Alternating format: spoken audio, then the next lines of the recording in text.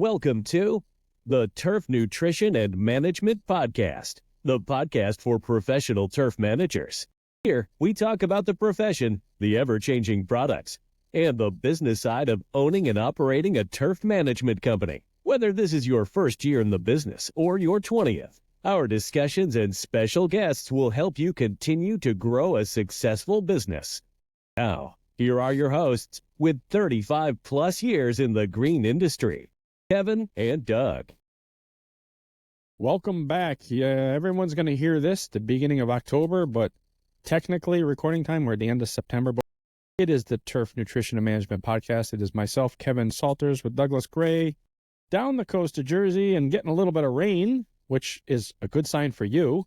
But you said what? Just when enough you to said spot little, the windows? that means little, because we're getting little bits of showers or mist, let's call it. It's but you know what? I'll take anything right now, to be honest with you. And looking at the storm. So first of all, obviously the nasty storm that has come through Florida and the Big Bend area and come up. I think I just heard racing back to do this, getting off the turf, is 11 deaths so far, which is wild. Yeah. And because it's not just Florida. I mean, the amount of rain that has been put interior wise is crazy. North Carolina is getting, I think the interior part of North Carolina, like the Asheville area. There's a dam apparently in Asheville that the water has breached the dam. It's going like over top of the dam, and they're afraid that it's going to break, to burst. So they've evacuated. Yeah, they've evacuated certain areas of the Asheville area. So it's scary, man. I don't want rain like that, water like that. I mean, I just want a little bit of, 2-day shower, whatever. But God forbid more people die, and that's not what you want to hear, obviously.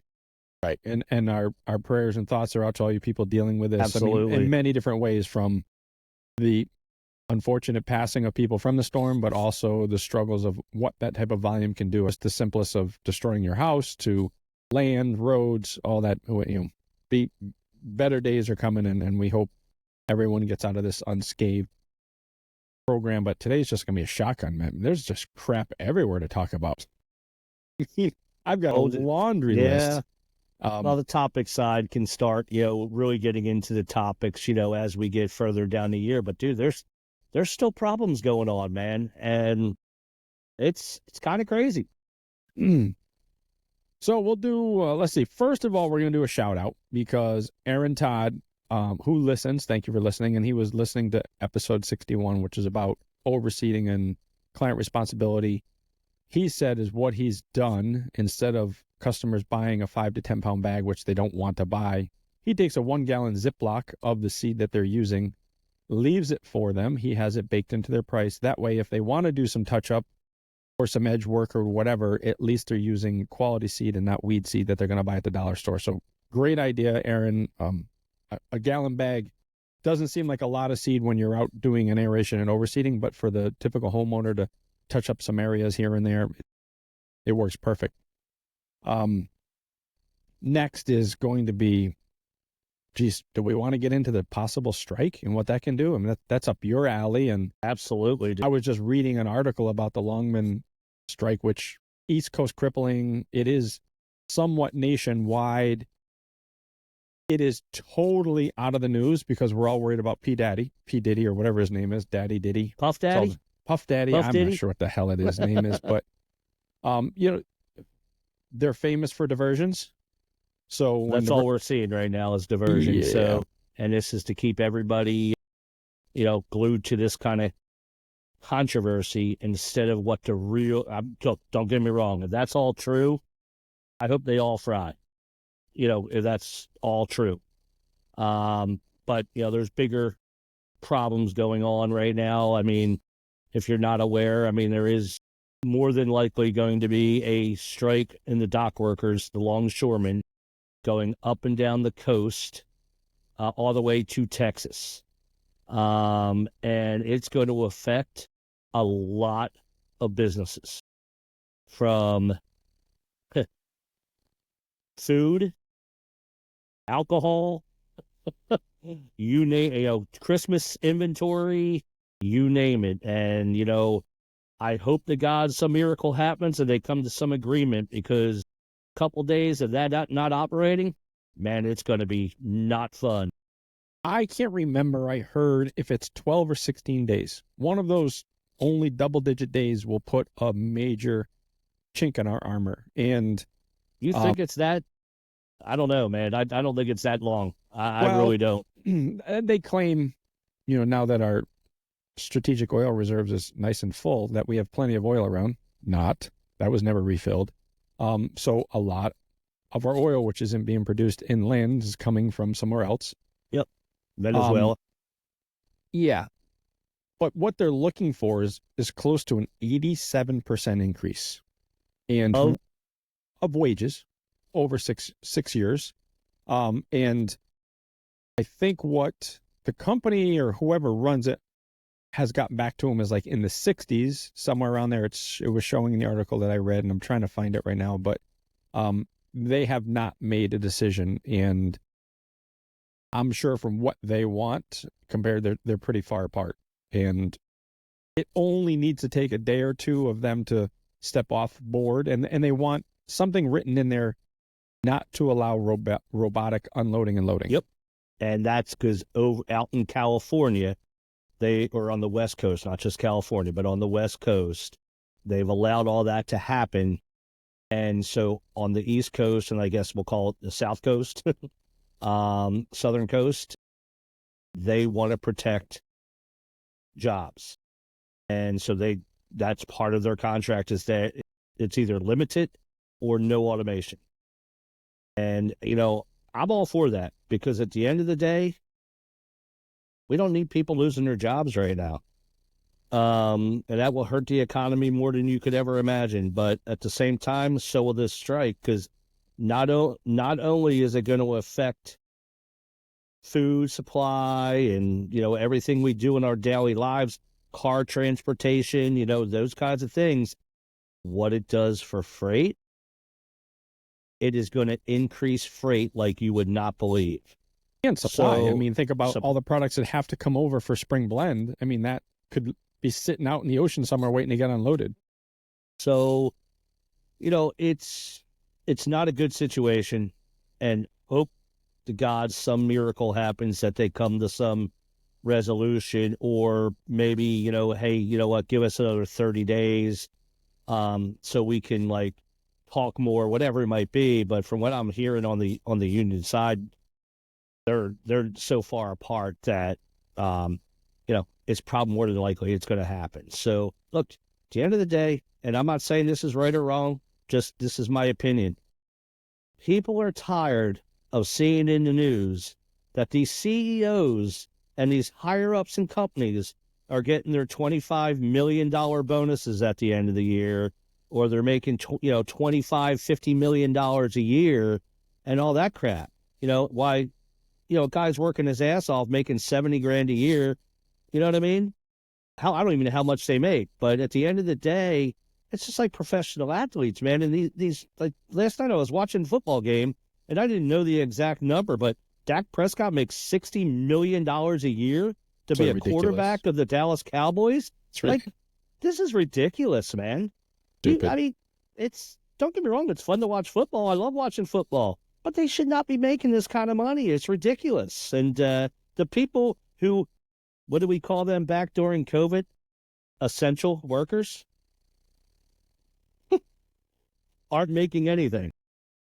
And just to go back to these guys and women that may go on strike, that's skilled labor jobs. Yes, absolutely. It may be blue collar. They may go home sweaty, stinky, and dirty. But unfortunately, what is making decisions in the corporate world are driving fancy cars and don't get sweaty and go dirt. Go ahead. I was literally watching a video on them and why these sea container ships actually can hold what they hold. And these cranes, they're sliding them down this channel system into the belly, 40 meters down into the belly of a ship, and then stacking them. And then guys are locking them together in these catapult systems. It's wild, and it's skilled labor, and we need them. And we don't, why should we look down upon them of their work skill that they're doing, because they are everything, because as a country, we've decided not to make anything in our country, so we need to shit in our country. It's like everything. We take things for granted, right? And that's a whole other thing. Just like truck drivers, we take them for granted. And, if you're a really good truck driver, you can make a really good living being a truck driver. Why can't these guys make a really good living? Look, it may cost us a little bit more in food and whatever. We're already getting hung over the coals on that one anyway, and it's not price gouging. As the people keep trying to say that that's what's going on. Well, that's already gaslighting. Yeah, it's already been proven. That's so untrue. It's ridiculous. It's funny that I'm going to say this, because there's a wonderful thing that we have on our universe that in today's world that we've had for a very long time. It's called the internet, and it's called Google or Safari search engines. And anything that you want to know in the world, you can look it up and find out for yourself. And some reason, people want to believe mainstream media, man. And it's mind-boggling to me. Just go look everything up and find out yourself. Inform yourself. Question why. Just question why. Yeah. I find it alarming that, listening to some people who, lead the other way, whatever. I'm just like, oh my gosh, you're so misinformed. It's not even funny. I'm not saying that I know everything, but my God, some of the stuff that comes out of some of these people's mouths is like, oh my God, you got to be kidding me. You can't, I'm anti-abortion. I don't believe in it. I don't care what anybody tells me. There are certain situations that I think it should happen, but at the end of the day, not for some of these other things like late term and all that stuff. No way. There's too many people who can't have children in this world that we should be able to take care of that situation as well. Well, since you opened that can of worms, we've, as a society, have promoted abortion as birth control, which is disgusting in itself. There's times where, unfortunately, it needs to happen, and something like that just happened in our family, very close, and it was very tragic for that person because it had to be done for medical major life decision issues, and it broke that family's heart. When it's used as a very easy, nonchalant tool, it's just disgusting, because we've just taken ethics out of our life and what we stand for. So we'll leave. Yes. We'll get out of that one, because we could really go hard and probably aggravate like I some said, people. there are situations where, obviously, in that situation, it's a necessity. But yes, I agree. Would probably piss people off by talking more about it. Well, pissing off is better than being pissed on a cold day. So that's true. Put it all together. Next little thing real quick is Sheila Chaplin from Reliable Tax Solutions, who I use. She reached out to me, which was nice. She wants to come back on and talk about the BOI reporting that we have to do, which is the beneficial ownership information. Any business owner with an LLC, DBA, sole proprietor doesn't need to do it, but we need another form we have to fill out for the government to prove that we are actually a legitimate company, not some type of offshore company. And if you had an LLC before, not starting it last year and last year's calendar date, we had one more year to file it out. So it sounds like she's been filling some of these out, so she has some tips on how to do it. So she's on vacation this week, but something that we will be doing over the next couple of weeks to have her on so we can talk about this to make it easier for you if you want to fill it out yourself, or who you can contact to actually have it done for you if you want to go that way. Can she talk also about unrealized gains? So, yes. And what I wanted to do in the either show notes and or Spotify or Instagram, if people could reach out to us with other topics she wants to talk about, because that's what she did say. If there's anything else your listeners want to talk about, please let me know, just so she's prepared. I mean, we can always shock and awe her, but she'd rather be prepared with information. Yes, and the unrealized capital gains has always been there, and it's called AMT tax. Mm-hmm. That is, people haven't heard, but that was created in the 70s. But yeah, we'll definitely talk about that. I have some information on that, but she'll, obviously this is what she does for a living, so she'll be much smarter. And again, this is something you can look it up, and realize what that plan is and really dive deep into it and see how it could affect you.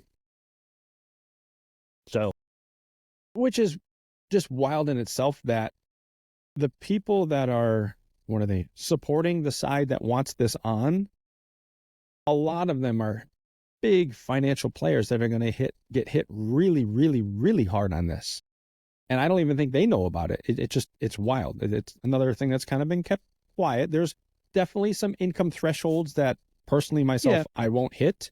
But that doesn't mean these younger guys and ladies that are out in business are building their portfolio in retirement, and it gets up to a level where it starts becoming over $400,000 and start getting hit.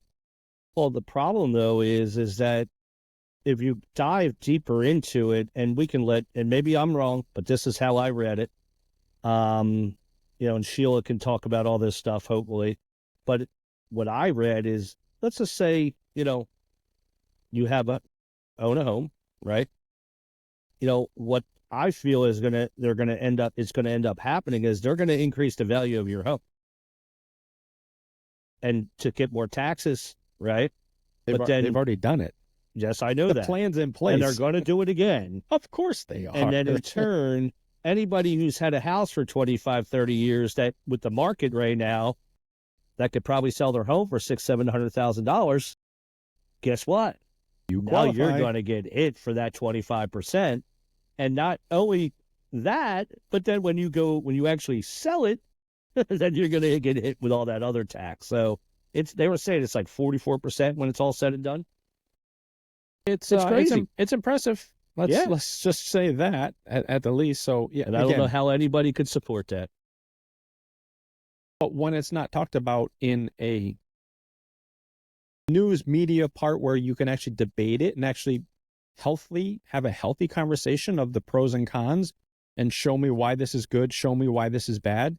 If you're not doing that, then you're never going to know the difference of it. If they just very true. Slide it in, and that's the sad part. 100%. So we have the BOI. This past week, I was actually down in Florida until Pensacola, where we went. Mm-hmm. We went down to the landscaping bookkeeper, which is Megan and Joey Coberly. Went to go do it in person. I've met them before at the Lawn Care Life in Alabama. My wife, Stacy, went with us. We went down to do our monthly meeting, talk about some planning. I was on their podcast, which is the Joey Coberly Show. Interesting just to see and a different mindset of that financial side compared to the doers. And there were great conversations. We were there. We spent basically the whole day of Saturday with them right up until about 9:00 at night after dinner, and just great conversations back and forth. If you are looking for some type of bookkeeping, they are accepting clients. They do an interview process because they want to make sure that they can help you and it's going to be a great fit. But on top of it, they're moving forward in some educational platform that they're going to be in conjunction with the landscaping bookkeeper, which is really cool, of what they want to do. And it's how to help people literally grow a small business. It's good. It's not about which bucket do I put this in, but it's about the growth of your business and becoming an entrepreneur, maybe people that aren't entrepreneurs.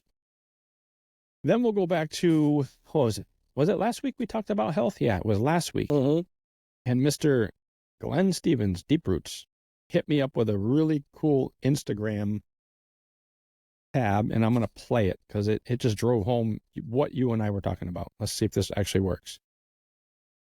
1977, the USDA said that cholesterol and saturated fat cause heart disease. Stop eating them. So we really got rid of fat. We got rid of red meat, eggs, because those were the worst, right? Because they had the most saturated fat and cholesterol. We significantly reduced those by over a third since the 1970s, increased high fructose corn syrup by over 3 times, increased sweet oils by over 3 times, increased fruits and vegetables by 30-40% respectively, increased grains and all that sort of stuff as well. And what happened? The obesity rate tripled, heart disease tripled, stroke rate tripled, cancer rates tripled, type 2 diabetes, autoimmune disorders, Alzheimer's, Parkinson's, developmental delays such as autism all increased exponentially. They almost didn't exist before the 1980s, and now they're the only things we treat. In 1977, really can't say much about that. Because if you really look at anything that he talks about, you can be like, yeah. It really, I mean, you and I were talking about it, and we've kind of lived through that. And we talked about the turf managers that are out there right now are kind of more at the beginning stages of what's available for food for them compared to what you and I kind of grew up on. And we went away from it because we saw the convenience of this fast food, easy stuff. And the numbers just won't lie. They never do. You know, I sent you something I saw earlier this morning, and it's I guess she's like a food nutritionalist or whatever who is banging on politicians' doors right now, and she is just lighting them up with information and really just, if you look, and the one food that she was talking about this morning was Fruit Loops. We all ate them as a kid. We probably all ate them as an adult, right? But Fruit Loops are made different here in the United States. They're made colorful with artificial colors to make it more appealing to children. But if you look at what it's made over in just north of us in Canada and other countries, ain't even close to what the ingredients are. That was the Fruit Loop ones or the cereal one that you sent me? Yeah, which we're using all these crazy dyes, and they're actually using fruit product juices for the flavoring. Yep. And but we want them more colorful because it makes addictive. Visually addictive. But it also makes it more appealing when they see all the bright colors on there, Yeah, I mean, there's psychological studies. That's why McDonald's, their colors are red and yellow. I mean, it makes people their appetite be more apt to buy more food. Now, I haven't had this cereal in probably 5 years. I'm not gonna lie, I've had it like 5 years ago, but Captain Crunch, right? That was like my number one favorite cereal growing up. And, it's like eating a potato chip. You can't just have one, right? You can't just have one bowl. You eat half the box at a sitting. Well, you just ate 20 pounds of sugar probably and all that artificial colors. But anyway, I can't remember the girl's name off the top of my head right now, but it was fascinating to listen to her talk about all this and just all the other foods that she's talking about that they're just injecting junk into these foods. And it's just, I think we need to demand better, man. I mean, it's really that, not that we didn't have obesity back in the 90s, but in today's world, holy shit, man. The way she's talking, and I don't know if it's 100% true, but like she's saying it's like 1,000, 5,000x compared to what it was back in the early 90s. This all falls to the instant gratification that we've been in with electronics. It goes into our food. We're in such a rush, and I've lived it. My daughter lived in Italy. We went to visit there. My family lives in Ireland. We've been there. The restaurant experiences, let me shut that off. The restaurant experiences that you have out of this country is so different. In Italy, when you sit down for a dinner, you don't get the check until you ask for it. There's no rush. It's an experience. You're there. Your table is yours for the night if you want it. So everything's very slow and calm. Also, their foods are very, very real. We'll put it that way, and very, very good. And you don't see a lot of heavy people in Italy. Same with Ireland, except for the people that drink a lot that are heavy, but even most of the alcoholics are skinnier than the people that don't drink as much. You can see that my cousin's one of them. Speaking from experience, but over our way, it's about table turnover, how many people you can get through the restaurant. And I get it. There's overhead and expenses, but there's restaurants out there that put out really nice food and they charge a little bit more, and there's a waiting list to get into them because people will take the time to enjoy a good meal, pay more for better quality instead of running to these chain restaurants, which I'm not a fan of. Unfortunately, every once in a while you have to go to. I'd rather go to a family-owned restaurant and have an experience with that. But we'll go ahead, and then we'll one get on last the thing nutrition on the part. food. Yeah. Then we'll get one last thing on the food, and then we'll move on to other topics. But so a lot of restaurants, what they're trying to get away from is the seed oils, right? So when you walk into a restaurant, now they have a there's a sticker on the door that says we're seed oil free. And I think it's very important that hopefully that happens more frequently. It's not a lot of restaurants right now. I actually looked up in the Northeast. There's only like 9 restaurants in the Northeast that are seed oil free. 9. And all right, because I know just a little bit about this, Chipotle, which you see the commercials, grilled food, all that stuff. They use rice oil, which is even worse than seed oil because the concentrated amount of rice oil that you typically get when you're consuming rice is very insignificant. But at the levels they're using it, it is mass amounts of oils that are coming into you that your body really just can't handle. So not picking on Chipotle, they're trying to be as healthy as possible, but they also have to look at their expenses of what they can produce for a product too. So it's probably inexpensive, but they're not the polysaturated fats and all these seed oils that we don't want. It's difficult to make right choices. It really, really is. It is. It's hard. Anywho, so out of the nutrition part of it, man, we could go. What do you want to talk about? Insect issues right now with the breakthrough and what the heck's going to happen next year? Let's talk about grubs and chinch bug right now and sod webworm. So you have experienced a ton of it because you see a lot of houses in your neighborhood. So we'll let you go off on that. Well, that and, recently I traveled with one of my customers, and I won't say who or where or whatever, but recently I traveled with one of my customers, and, we went to a very high-end golf course, and there was grub European Schaefer damage in it was isolated, but it was isolated like big time, if that makes sense. It was like spots like 4x5, 10x5, 10x10 spots throughout the entire golf course of probably 500 acres worth of land, maybe not that much, 400 acres worth of land. And they had breakthrough, and again, I'm not picking on active ingredients, so I'm not even going to say that. But they're 2 of the very well-known active ingredients out there. I will say that. And 2 completely different ingredients. That's correct. We're not talking about the same product, that's correct. Different name, brand. That's correct. Yep. And it's got breakthrough everywhere. And I'm hearing more and more about it.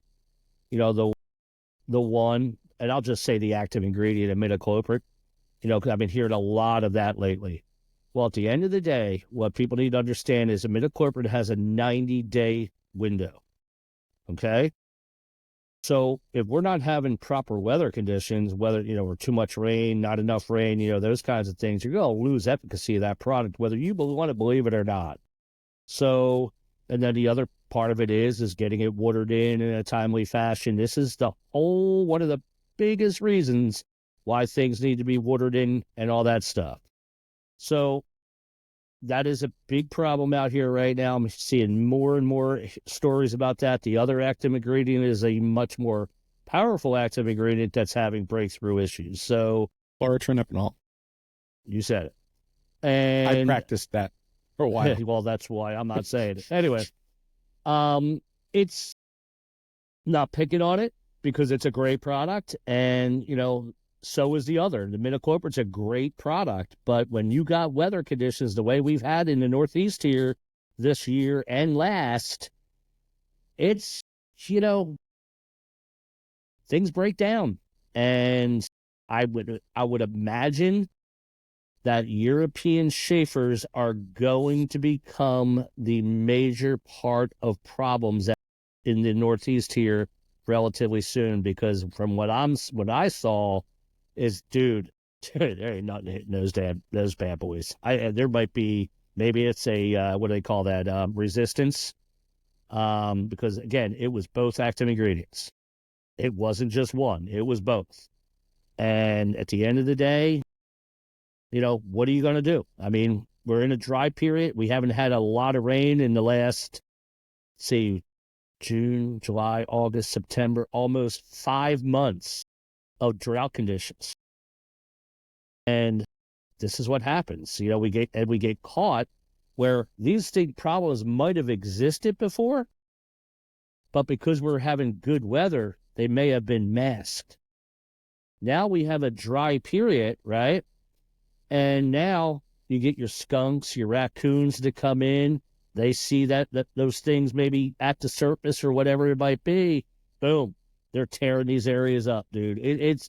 I saw a picture on Twitter today. Again, very similar situation. This was like out in Indiana, I believe.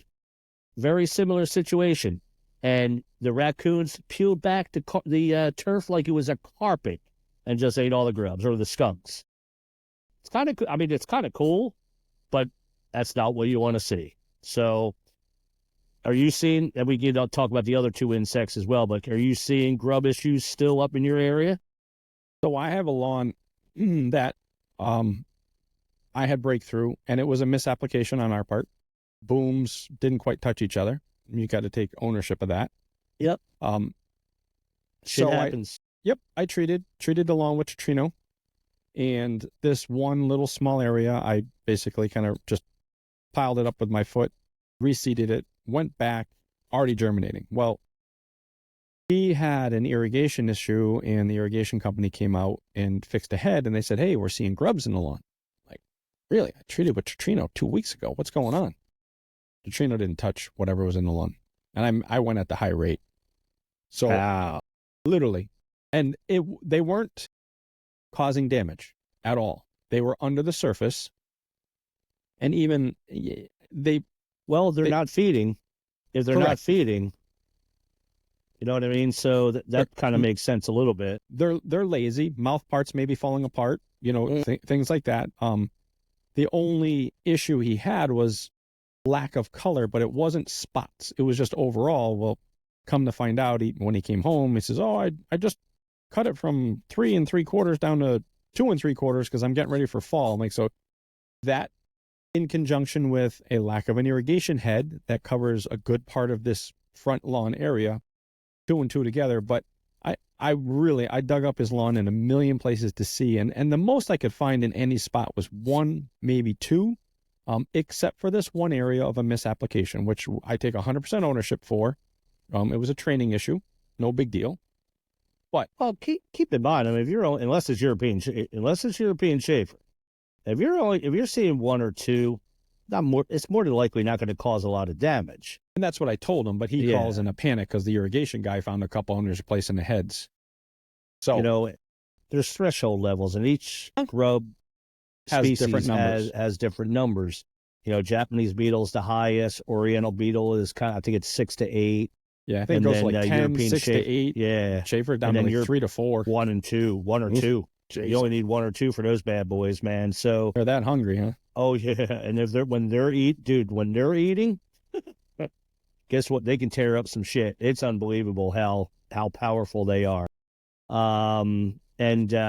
It's been quite a while since I've seen European Schaefer damage in this area. So I don't know, maybe if this is going to be a problem, man, we might need to be looking at rate differences and stuff like that, because now there was no Oriental beetle or Japanese beetle larvae anywhere or grubs anywhere. And, it was just strictly European Schaefer.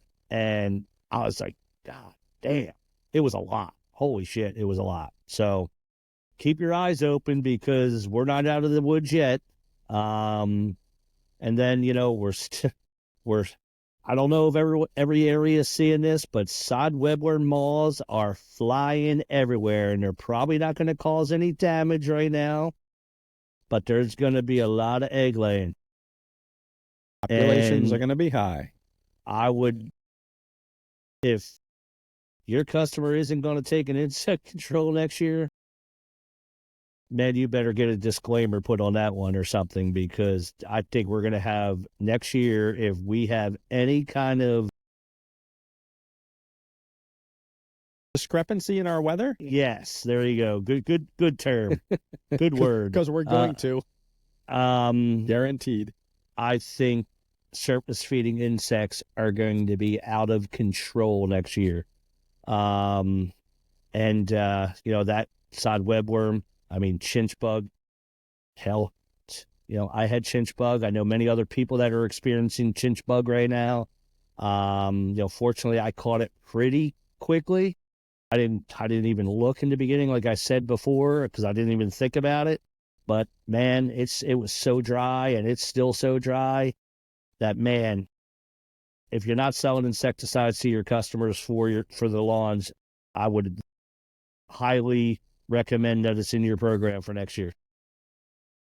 So even if you have it in your program, let's dive in a little deep on this. So Matt from Nutmeg State, he had his property that he maintains, and the neighbors did not. Yeah. So you go out with an insect control product, and it's a kill product. It's not a longevity product out there. So you're going to kill what's there, and it's basically how well the population does or doesn't build up to whether or not you're going to have another breakthrough. So the plan is you put your product down, you get your 3, maybe 4-week window of control, and then the population start to build up. Well, he's having neighbors who don't take it creeping in on the edges and getting into his lawn on this one property. And what do? It's like, geez, you've been treated and I took care of your population, but now they're coming back in. And as dry as we are, they do extremely well in the dry. They love it. So they're going to be moving into that healthier turf to eat, which Matt has because his lawns are gorgeous. And they're like, oh, look at that buffet over there. And they march over. Yep. And now you've got an outbreak. So yes, you have to be vigilant all the time, because even though you're treated, your protection's gone down. 1, because of the weather, and 2, the surroundings around you. It's we used to do this in ornamental care back in the day. I don't know if companies still do it, but we used to call them IPM programs. And,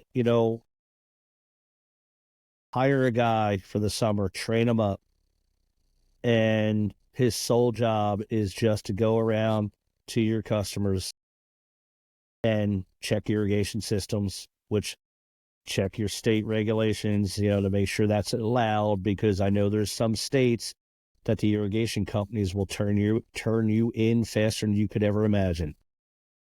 So just be cognizant of that.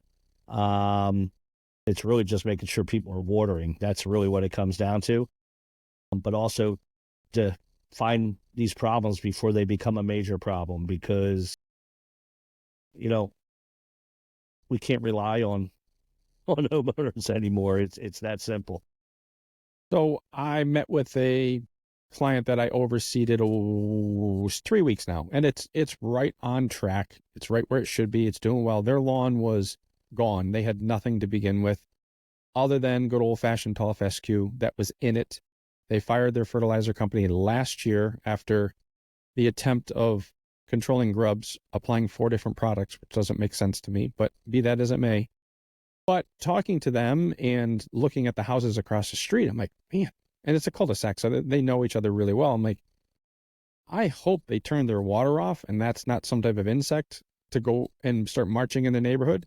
And the lady of the house said, no, they got their water bill. It was $1,200. They shut the irrigation off. I'm like, yeah, I'm seeing more and more of that just because they can't keep up with the demand as dry as we are. And their bills are all coming in right now. And they're like, you know what?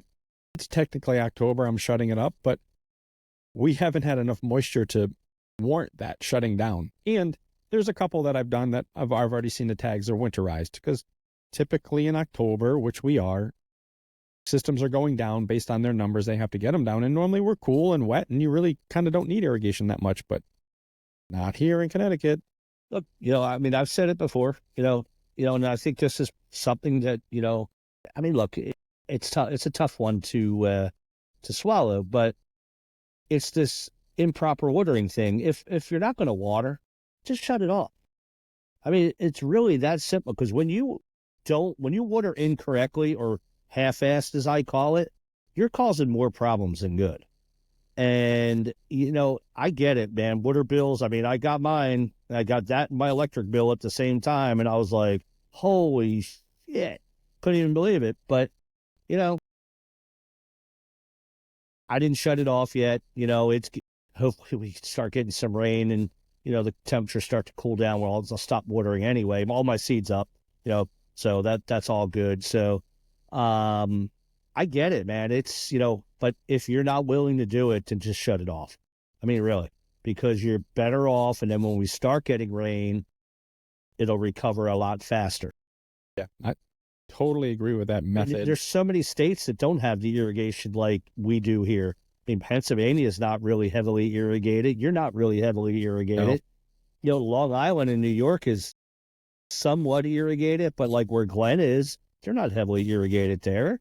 So I just think that, you know, our problems that we have in the turf industry are because of two things: improper watering and improper mowing. And if we could figure out a way to get those two under control, we could have some much better turf when we're having decent weather. Yeah, and you know, it's funny, we're shortening the time in New England, at least on the turf recovery, before winter sets in, and it's getting scary because we did get some rain yesterday, and it was not even a tenth of an inch. I have a digital record. Yeah, likewise. I'm like, that's it. I mean, all that does is basically get your windshield dirty, so you got to turn your wipers on. Not even a tenth. It was 0.07 tenths of an inch. That's all we got. But beggars can't be choosers. It was something, but it wasn't beneficial. 0.19 for the month so far, and that includes the last 2 days of heavy mist. Yeah, it's sad. And you know, what are you going to do? It's the pattern we're in right now. I think what it does is it helps the turf manager kind of just relax a little bit, that you've done everything right. You've given all the right products.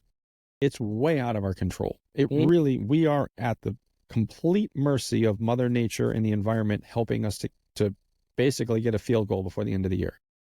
Did you get my email while you were down in Florida? Of the sheet. Yeah, the homeowner accountability sheet. Yeah. I'm not done with that yet, but it was a good draft. Let's put it that way. I mean, there's got to be something out there, man. You know, unfortunately, I just don't think, as much as we want to think we're educating people, they're not reading newsletters, you know, that kind of stuff to where they should be. So when you send that contract, I think it's got to be part of what they read and what they sign. That's just my opinion. I had a conversation with Vince Dole, keeping it green down in Jersey, one of our law enforcement dual persons. He's killing it. First of all, he got a stinger, and he is just loving life. It, huh? Oh, Yeah. So he's overseeing like crazy, but you know, he had a customer reach out to him about an irrigation line that was hit, and he's like, sorry, I here's the disclaimer that you signed, and I'm not responsible for shallow installation of irrigation, marking of dog fences, the whole 9 yards. So he's like, and that's an easy fix. But those are things that, if you've done this long enough, you need to make sure that you are telling the customer, handing them something. Mine goes via the estimate itself of all the expectations of what they are responsible for, of marking heads, dog fence, not responsible if their dog fence flags are off, because they're all famous for, they'll put the collar on them, like, oh, but it's beeping here, and they'll put their flags out, and I still stay almost 3 feet on either side of the flag. I stay away from it because they aren't even close when they do it. Unless they have the company come out and do it, they're not even close. And I'll look at them, I'm like, guy, the cut line in the driveway is 6 feet up the driveway, and your flags are here. I'm like, if I looked at your flags, we'd be rolling up freaking wire across your yard. So all those things just come with experience. So absolutely. Then let's roll back into, because time is ticking, EOP, because certain companies have a deadline of September 3rd, the end of September, October 1st, however, and other companies go much further than that. But I think it's something that people, even more, as much as we talk about it, should really be paying attention to, especially with this possible strike of products going out there. Lock in some prices so you have some knowns, because if we go on strike, fertilizer prices next year, they're a complete unknown. And well, even with the threat of a strike, I can't believe prices haven't gone up, just because they can. I have placed a few different early orders, ones that I typically do, and it's a comfort level. The crazy thing about it is there are some attractive numbers of payment terms on a lot of them. And I'm not going to name companies, but if you if you dig in a little bit, and I've never been the type to kick a can down the road and put my product payment down into next year, because a lot of times you want to take advantage of it tax year. We talked about that, but there are some serious deals out there right now. It's wild. So the more that you can lock in right now, maybe you have to take delivery, maybe you don't. So you have to think about that. If you have to take delivery on a product and you need to lock stuff in, think about all your control products and insecticides, because they're going to be the smallest for you to store compared to if you're running pallets of granular over the winter time or the off season. But get some, I think you should get some things locked in just because of what we see on the horizon. Now we've got a strike and an election together. I don't know. That's going to be some, and Egypt is way down on their natural gas production, which is a main supplier of natural gas. And if anyone doesn't know, our urea is made from natural gas byproduct of the production of it. So all these little things that are kind of being hidden in the background, and not that they're trying to hide it from us, but our industry doesn't pay attention, I think, enough to where our products come from other than the supplier down the street. It comes a long way from a long way to make what we have. I think it goes to, what our wonderful administration's trying to talk about right now is they want to blame everything on price gouging, right? And I think a lot of times that's what people think when they're buying fertilizer. A couple of years ago at COVID time, prices went through the roof, obviously. And, automatically you hear, oh, people are, price gouging, they're raping us with price, blah, blah, blah, blah, blah. And it's not the case. Urea is a commodity. Phosphorus is a commodity. Potassium is a commodity. Now, down in Tampa, where a lot of the phosphorus is being made, guess what? They're getting hit with storm surge right now. They're underwater. They're not totally underwater, but they're getting hit with storm surge right now. So that probably will drive up the cost of phosphorus. Do we use a lot of phosphorus? No. But you might see an uptick on your starter fertilizer prices. FYI. Urea, it's a commodity. If it goes up $100 a ton, you're going to pay $100 a ton. Well, you're going to pay more than $100 a ton, but you're going to pay for that. And there's nothing you, me, or the lamppost can do about it. That's why I say when, 2 years ago when prices went through the roof and then things started downticking, I heard it from a lot of people, whether it's social media platform or even customers. Oh, I lowered my price. Why? What are you going to do when then you're just going to go like this with your price? Because this is what's going to happen all the time. So why would you lower your price?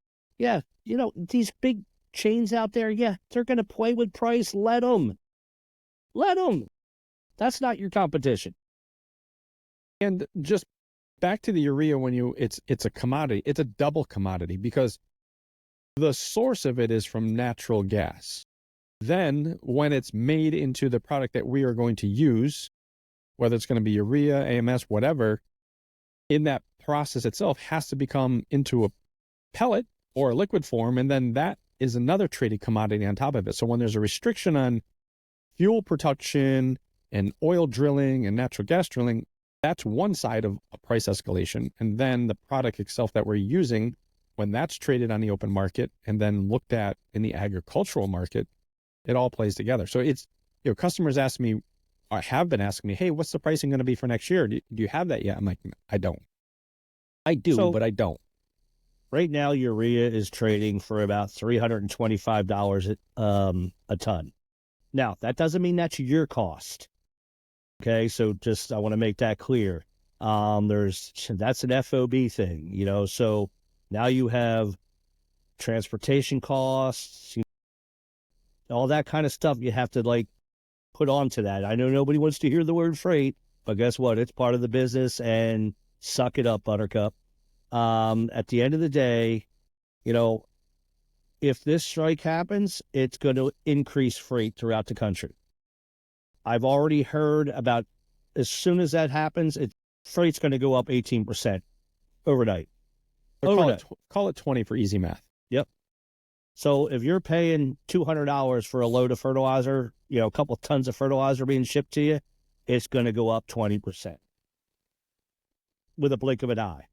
And because it's called supply and demand. There's not going to be enough trucks to handle that kind of shipping that's going to have to be taken from this port to that port or this regional area or whatever it might be. So it's not pretty. And then, you know, like I said, right now where urea is trading, and for what I've seen, probably by February, it'll be up about $40 a ton. Not horrible. Not horrible, but that's just futures market. But that could all change in a blink of an eye. Let me ask you this, and this probably is a very difficult question to answer. How much supply do you think we have in our country of urea? I don't know the amount of tons, but I know the supply is it down. impressive? No, Down. no. People are waiting to buy that supply.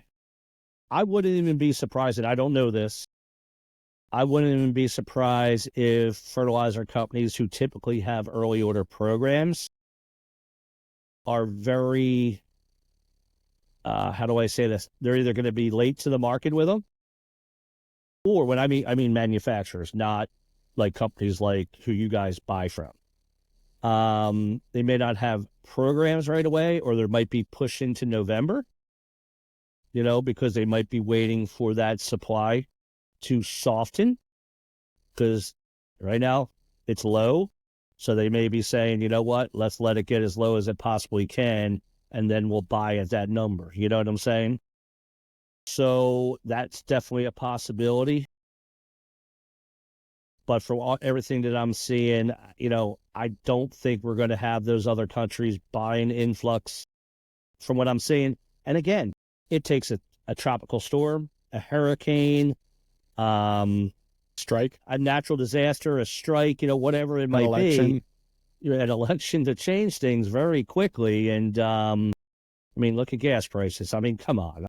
How many times are we going to go through this that we don't realize it's because there's an election going on? I mean, come on. If we're that dumb of a country to realize that, then you know what? Shame on you. We are. You know what I mean? Got them all fooled. It's got them all fooled. Because it's funny, you know. Do you remember when Trump was president? Oh, gas prices aren't because of the president. That's all they kept saying. Now, I was just going to bring that up. Now they are. And now they're saying the same damn thing. It's like, come on, shut up. Just stop. And another one that was used between the two different administrations is you can't judge the stock market based on a good economy. You can't. Okay. But now you can. These last 3.5 years, because we have records, it's about a good economy. But the last administration during those 4 years where the average growth was 27% return on anyone's retirement done right. And now, that's just, no, you can't look at that as a good economy, but now you can. Like, it's so good. We believe it all. 401k. Just look at your 401k. We believe it all. Will tell you, right? That'll tell you. If the economy is so good and the stock market is so good, why do I not have a 25 to 30% return on my investment in my 401k right now? It's about 8.8 right is when I looked at it this morning. Like, come on. Like, I mean, everything is in front of you. All you have to do is do your own research. It's too easy just to look at on TV. Just too easy. Well, I don't believe any of those ass clowns. Nope. They're all in it for advertising. It doesn't matter which news station you're listening to. Nope. They're all full of shit. Yep. That's their profession. There's no more journalism. There's no more Walter Cronkites. There's no more Gaslighting 101. I'm surprised that's not a subject in colleges now. Which maybe it is. I think 101. I think they've moved it up. I think 107's gone. Gaslighting 107. Gaslighting 2024 is what it's called now, because it's nothing but. What else you got shaking? Let's see. We've done insect, we've done water, we've done early order, we've done we're still seeing disease out there too. I got a picture today from Mr. Glenn. Yeah. Actually, I've got one I'm going to send to you. It was from Jessica's lawn. I went over there today to pick up the breast cancer shirts. So anyone that did order a breast cancer shirt through Root Development, they are officially in the mail and being delivered locally as we speak. So those are gone. But I'm going to send you the picture real quick. It's definitely a little bit of a disease in her rear yard. Nothing detrimental, but it wasn't there a week ago when I was there. And I have a picture of the blade of grass too.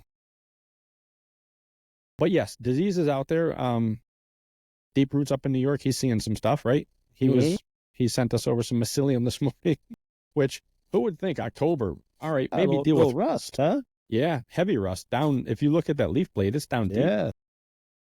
It's like, wow, that went way down. Now she's long right now because last week did an overseeding, did a bunch of organics, did some compost in the soil, the whole 9 yards. So it's been skip mowed, and it's going to get mowed on Monday. So most of that'll get cut out and pushed through. That'll grow right out. It's just cosmetic. That's all that is. But it's funny that it happened that fast because when I did the service, everything looked pretty damn good. And I will say it looks in 1 week with all the specialty products I put in there. It's been 8 days. The grass has popped like crazy, and she's watering properly. It's like, wow, this is looking really good. If all customers could do it like she's doing it with her irrigation, oof, life would be great. It's not a secret, man. It really isn't. No, and she did everything right. She pre-watered to make sure that we're going into good soil. You know, it's funny. I'll just go down another road. A lot of these places that I've been aerating, I set up schedule because they have irrigation. I'm like, oh, great.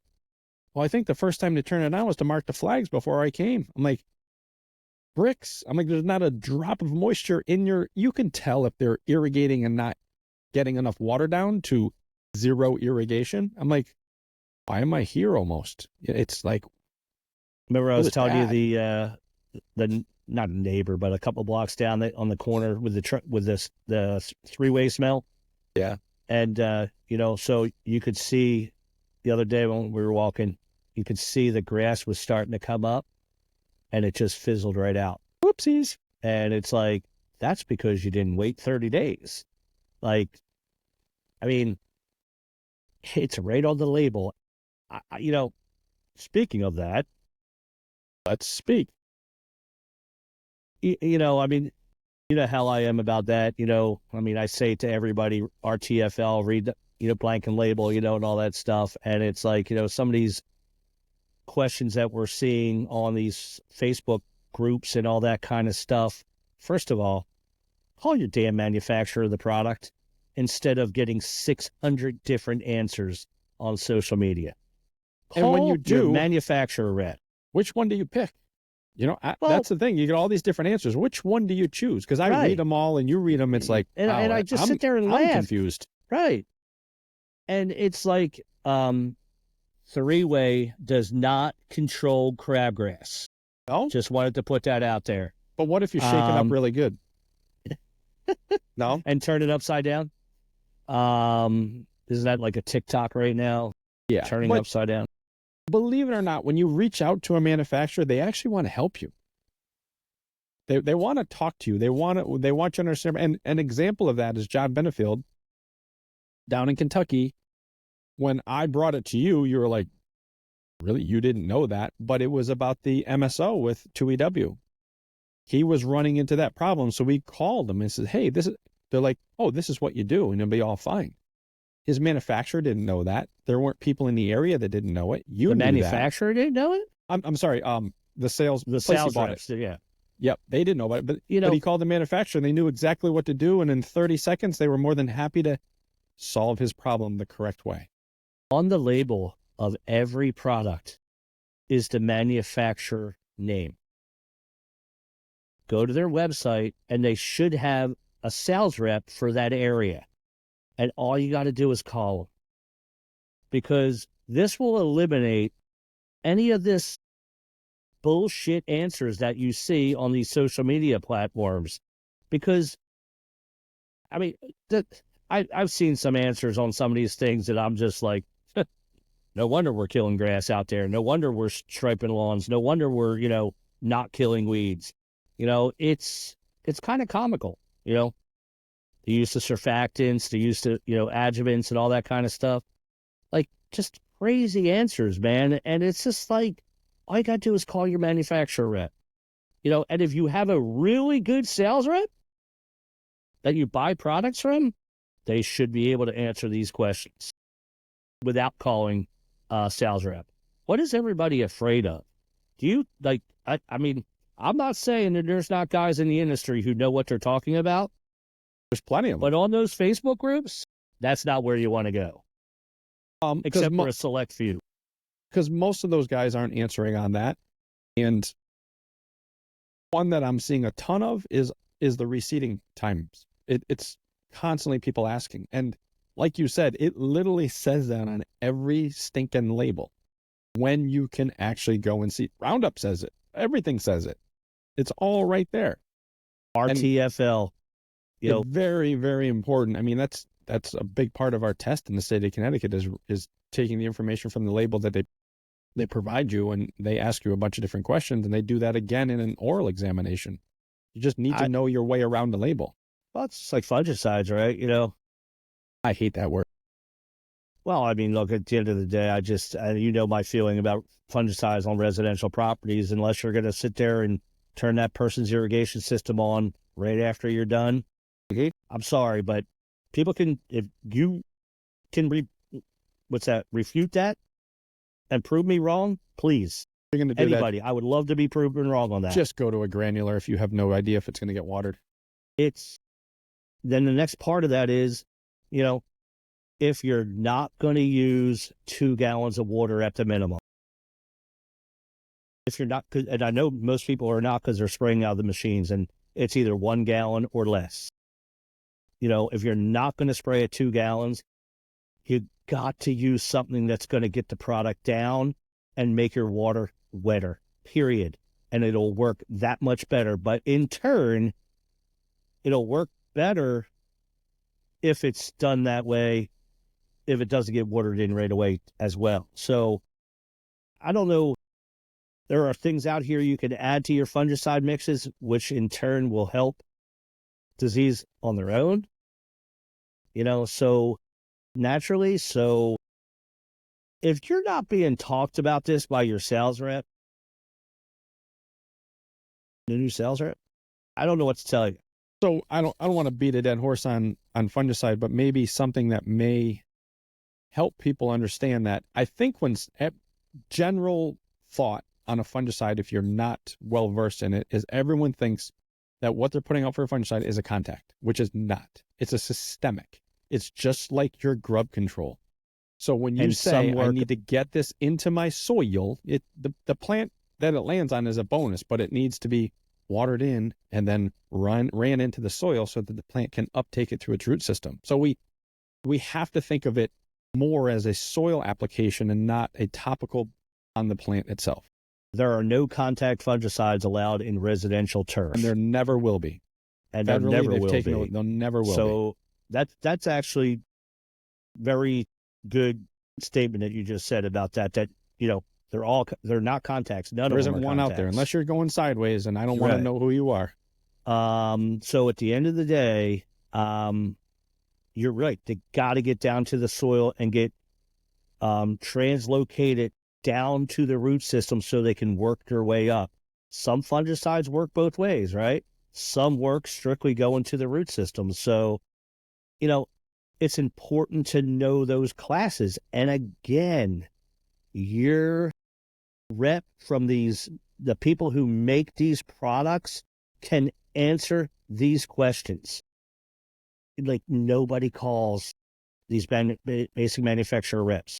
Unless they're like, and they want to have a conversation. Yeah. They want, they're not just there to go to the credit events and talk about their products. They want interaction. They want to help you with disease pictures, insect issues, whatever. They really want to help. And the ones that I deal with are great. I mean, there's one that we've had on here, and I'm not going to mention the company or the name, but I can send him a picture at any time, and he's happy to get back. And he's not even my rep. He's just happy to be in the business doing what he does. Again, there's a lot of good people in this industry. There is. And knowledgeable people. Utilize these people instead of trying to go to these groups who people are just doing it to feel important.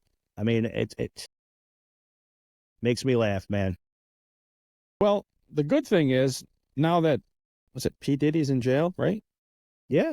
There's not a shortage of baby oil anymore. I mean, at least we don't have to worry about that. Yeah, that's true. That's definitely true. You hear some of the numbers of what that guy had? That's impressive. Dude, I don't even want to think about it. On-staff nurse for IVs for dehydration. I don't even want to think about it. It's, again, if this is all true, I hope he rots in hell. In jail, actually. But, he's not the only one involved.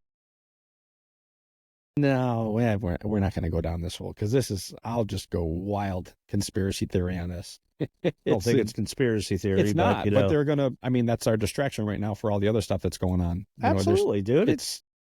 They do it all the time. Why wouldn't it be? Why wouldn't it be? Take it from two older guys. Why didn't they wait to do this till after the election? They've been investigating him for over a year now. Imagine that. Oh, all right, I'm going to say it. So someone pled guilty to federal charges of a very high family that you didn't hear about?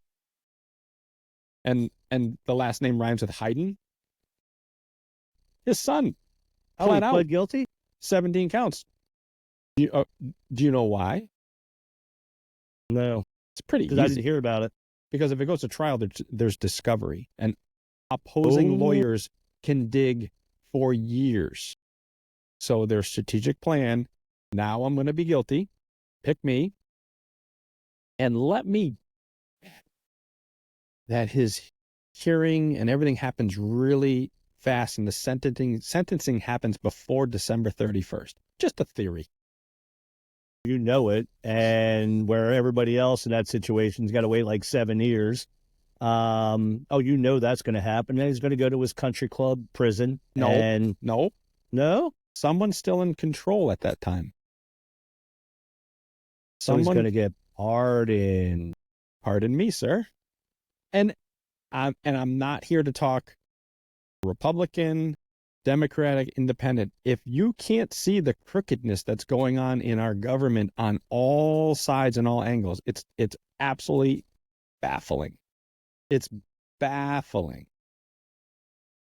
So that was my big piece for the week. My blood pressure just went up through the roof. That was the distraction for it. You have to dig to find out that he pled guilty, changed his plea to this, which possibly could be 17 years in federal prison, because it will no longer allow prosecutors to find discovery and go through all the records of all the corruptness of the financials that have happened. It's like every morning I get on phone and look world or United States events or, whatever news, just to make sure I'm up to speed on everything, because I can't watch the news because it's all bullshit.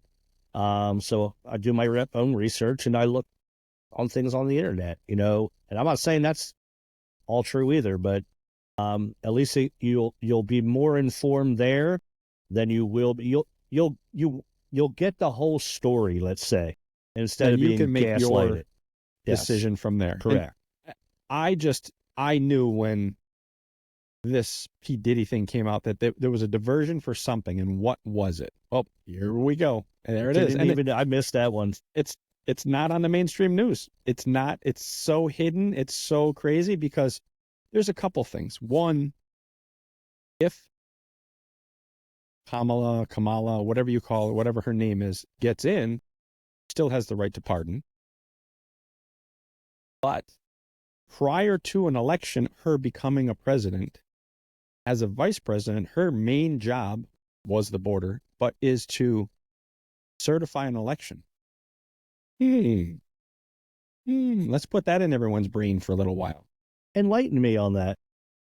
What if she decides not to certify the election if the Republican side wins? And they want to go into what happened with Bush back in the day with Bush and Gore, where it took months to find the answer. You mean She's the last person. I'm sorry? Exactly what they were blaming Trump about? No. Really? Shocking. Shocking, but, huh? Yeah, it's, and then, all right, one more piece, because we probably won't have any listeners after this. Our current administration hasn't had a cabinet meeting in 11 months. So that is where Who's running our government right now? That is when the president sits at the head of the table and talks about discussions to come up with solutions of things. Well, we just had one. Now that, let's say we're certain distance away from an election. The person that should be sitting at the head of the table can't be 25th Amendment anymore, removed for mental deficiencies, is sitting on the side of the table, and his wife now is at the head of the table. That should have been the vice president's position. So when people want to say that the Republican side is not democratic and not following this, what she just did, and I heard this from someone, so I'm not going to say I'm the person that did it, but it was pretty good. The only reason she should have been at the head of the table is to hand out dinner plates and napkins, because she has no right to be there and make decisions. She's not an elected official. Correct. This also goes back to the argument of Trump having documents as a president, which he could declassify, compared to the vice president that had documents that he could not do it, and he didn't get in trouble for that either. I'm not here to pick on Biden and the Democrats. I just look at the constant inconsistencies that the media keeps from us and turns and spins in a positive way when they're totally illegal what they're doing. 100% unconstitutional what is being done in our democratic policy of our government. That's what bothers me. She shouldn't be the freaking candidate right now. She was not nominated to be the candidate. That's a complete. This is like add to talk it. About correct. Like ridiculous. And prior to it, the media hated her. And then as soon as it happened, she was the godsend.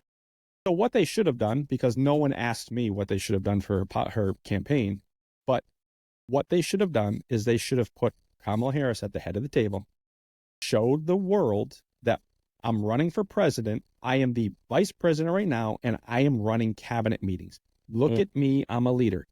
I can't tell you anything about my policies, but that would have been the focal point that would have got her probably over the goal line.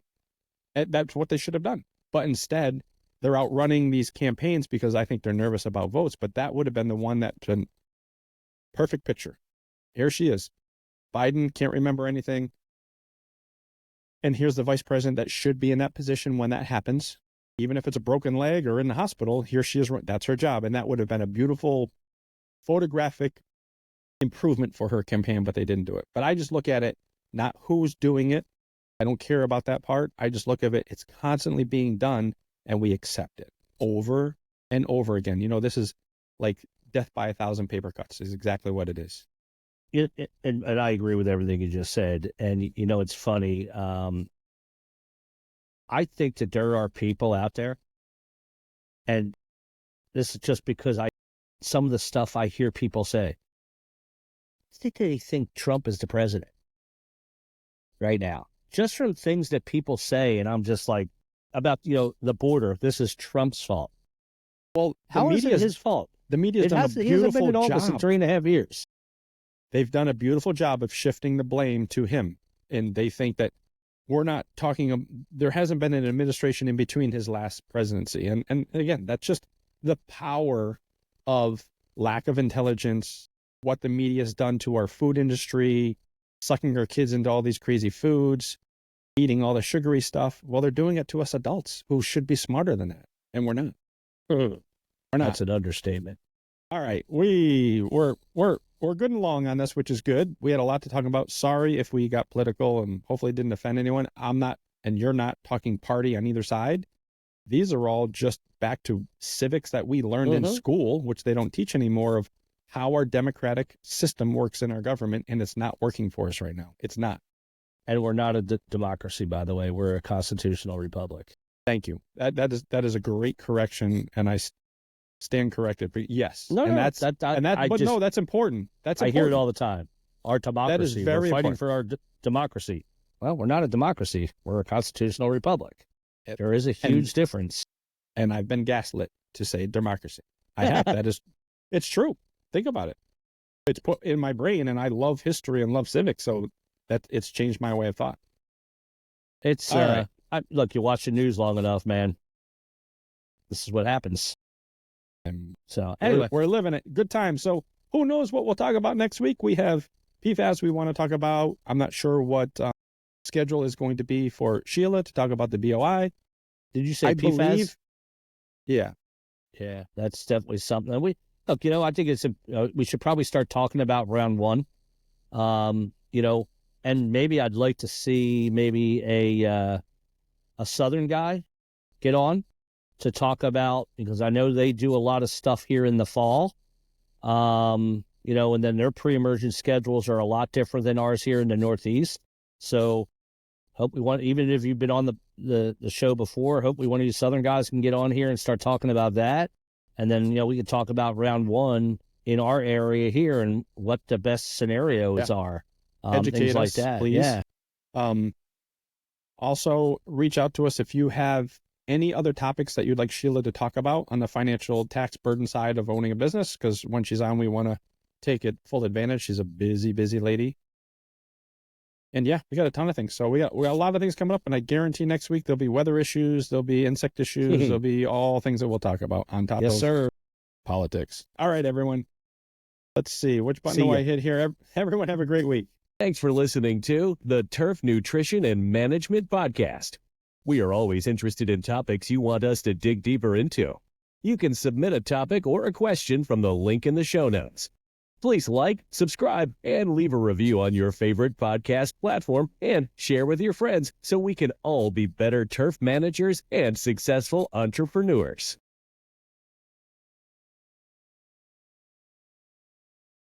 All right, we're free. Cool. That was a good one. That's gonna ruffle some feathers in the right way, I think.